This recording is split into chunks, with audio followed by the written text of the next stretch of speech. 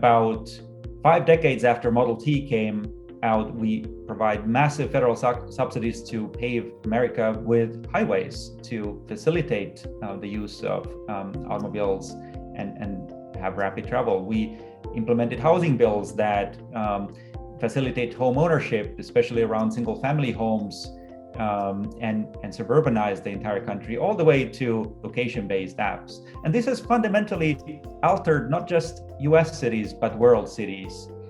The assumption that we move by automobile has defined how we shop or conduct our daily errands. It has restructured what our main streets or main avenues of a city look like. It has developed new housing topologies all the way down to the experience of dropping off your kid at school. But we have to ask a century into this process whether this type of city that we have been building around the transportation technology of the 20th century is resilient. And I'd like to make a few points to show why it is not. First, the world is faced with a climate challenge. The transportation sector in the United States is the largest single contributing sector to CO2 emissions, and therefore in creating climate change.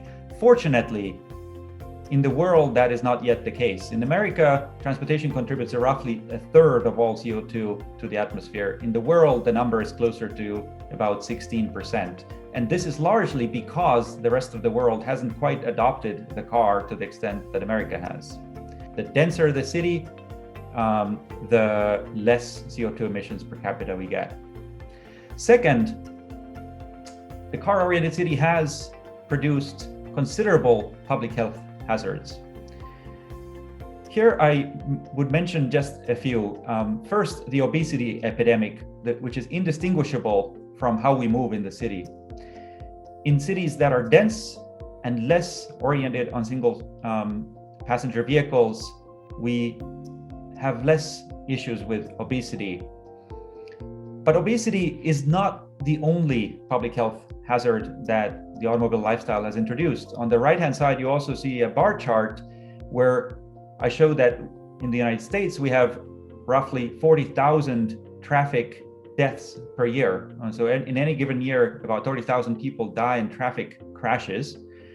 And that in turn pales in comparison to deaths related to inactivity, of which there are close to 200,000 per year in the United States. Much of it related to how we move. Third, there are social consequences to how we move. Transportation happens to be one of the most vibrantly, rapidly changing sectors of all urban development. The technologies seem to not only change from year to year, but almost month to month. We see something interesting and new coming out. But one has to question whether the developments we're endorsing now will again lead to another different, but still another car or vehicle-oriented city, not unlike the one we developed in the 20th century, or are we going to do it differently? Are we simply going to replace the gasoline car for the electric or the automated car and otherwise end up facing the same challenges that the personal vehicle has produced, or are we going to be able to implement a different city altogether?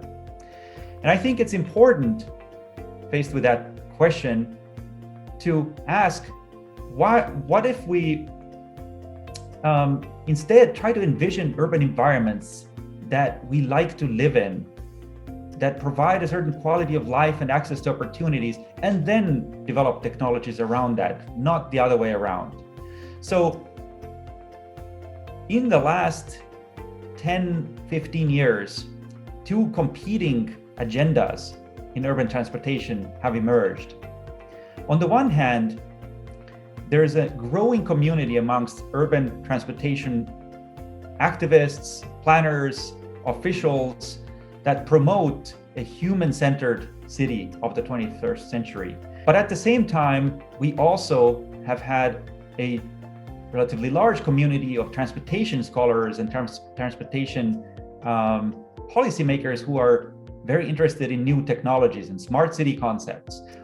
When you look at these two visions side by side, it's clear that they are at odds to each other. You can't help but think, what would a pedestrian do on this automated intersection? How would you get across the street in a wheelchair? What about a cyclist? This is yet another intersection design entirely crafted around the future of the automobile.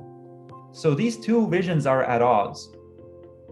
And I believe that the best urban transportation technologies will be those that take a certain concept of a livable, equitable, and accessible city as the basis and then implement technologies on top of that vision, rather than starting with technologies and seeing what kind of a city they lead us to, by starting with a vision of the city, technologies to have multi-platform ticketing in various languages, to count pedestrians and cyclists rather than vehicles, to offer all sorts of cross-platform access to people to move around and provide the right subsidies so everyone can afford to travel in the city in an equitable manner and get access to opportunities.